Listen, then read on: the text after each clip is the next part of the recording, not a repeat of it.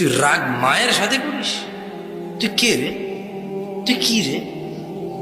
তুই কত নরম ছেলে তুই জানিস? তোর পায়খানার প্রেশার আসছে তুই বলতে পারিস নাই, এটা কখন বের হয়ে গেছে সেটাও তুই বলতে পারিস।